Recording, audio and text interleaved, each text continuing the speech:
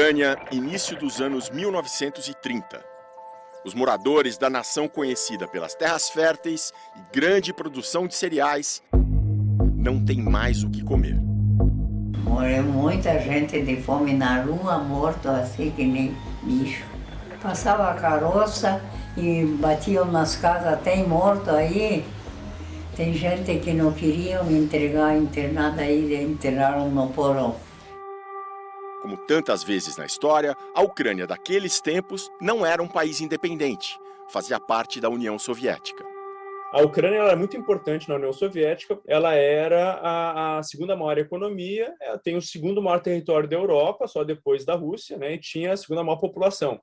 Nos primeiros anos da União Soviética, sob a liderança de Lenin, a Ucrânia tinha certa autonomia. Mas quando Stalin assume o poder, ele determina a criação forçada de fazendas coletivas. Mesmo os pequenos proprietários, que eram tolerados por Lenin, agora sofrem perseguição. Os proprietários privados de terra foram eliminados e, nesse momento, a Ucrânia sofreu terrivelmente. Houve verdadeiros massacres na Ucrânia. A estimativa é que cerca de 4 milhões de ucranianos tenham morrido de fome. A senhora Ana, ucraniana que emigrou para o Brasil, nunca se esqueceu das histórias que escutou. Às vezes uma pessoa gorda passava para posar na casa de alguma família, ela já não saiu viva dela. Matavam e cozinhavam quanto gorda a pessoa, magra não matavam mais. E daí eles faziam uma vala enorme, botavam aqueles corpos lá em cima e muitas vezes enterravam as pessoas vivas. Uma irmã dela que faleceu de fome, né? Ela e eu acho que o marido, eles faleceram.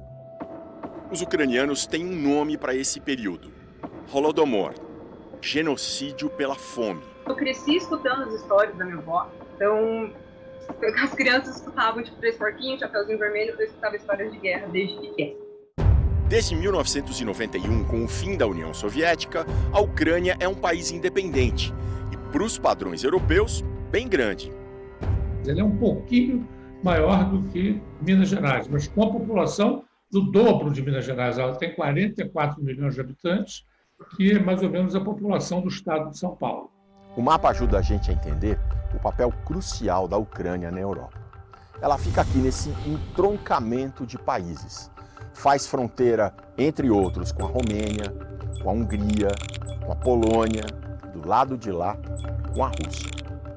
Quanto mais para oeste, mais para a esquerda do seu vídeo, mais a Ucrânia é ucraniana.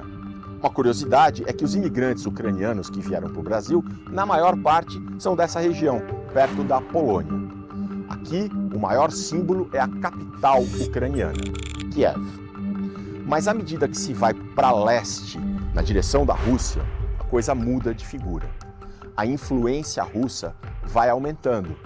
É ali, por exemplo, que fica a Crimeia, que era da Ucrânia desde 1954, mas foi tomada pela Rússia em 2014. Nessa região, a cidade mais importante é Donetsk, ou Donetsk, como eles pronunciam, que é uma cidade que tem, vamos dizer assim, os olhos voltados para a Rússia e as costas para a Ucrânia. Quanto mais perto a gente chega da fronteira, maior é a atividade militar, ou melhor, paramilitar, dentro do território ucraniano, só que a favor da Rússia. As histórias da Ucrânia e da Rússia se confundem. Ela pode ser pensada a partir do século IX depois de Cristo, né? Quando se estabelece um príncipe escandinavo na região de Kiev, a capital da Ucrânia hoje, o Oleg, e aí a partir dali ele começa a construir uma espécie de um estado, mas uma organização política que vai se expandindo até chegar próximo de Moscou e fica espalhado por ali. Em outras palavras, o berço da Rússia moderna é a Ucrânia. Ao longo dos séculos, a Ucrânia fez parte de impérios, sofreu inúmeras invasões, foi incorporada pelos russos, depois pelos soviéticos, se tornou independente, mas nunca resolveu sua relação com a Rússia. O clima na fronteira é tenso, pelo menos desde 2014. Cerca de 13 mil pessoas já morreram no conflito. E agora, mais incerteza. com as ameaças vindas da Rússia de Vladimir Putin. O Putin alega, e nesse ponto ele tem razão, não é, que quando houve a desagregação da União Soviética, a expectativa dos russos era que a OTAN, Organização do Tratado do Atlântico Norte, que foi criada na Guerra Fria, né, os russos alegam que houve a promessa de dissolução da OTAN. Isso não aconteceu.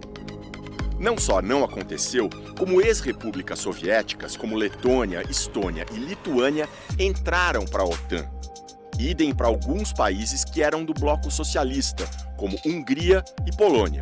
Agora, Ucrânia na OTAN, isso Putin jamais vai tolerar. E é essa a possibilidade que está na raiz do impasse atual. A motivação principal do Putin é uma motivação política simbólica, é econômica ou é militar?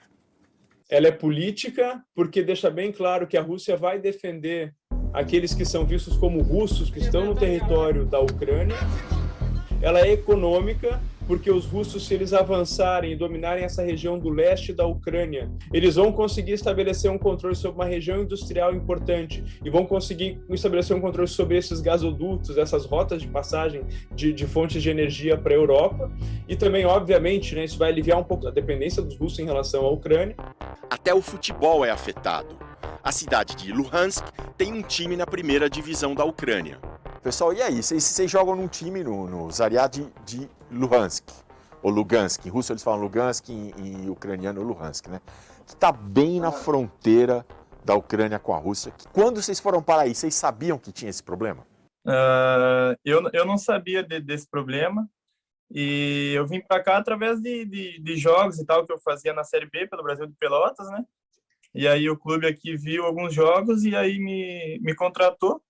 Só que eu não sabia dessa parte política que eles têm aqui, né? Eu até já sabia mais ou menos do que tinha acontecido da guerra em 2014, porque eu pesquisei bastante antes de vir para cá. No primeiro momento que eu pesquisei, eu vi a cidade, tipo, eu vi a cidade bastante destruída. Então eu falei, aí eu fiquei com medo de vir. Aí eu falei, eu acho que eu não vou não. A equipe deles, o Zariad Luhansk, se mudou para outra cidade, mais longe da fronteira.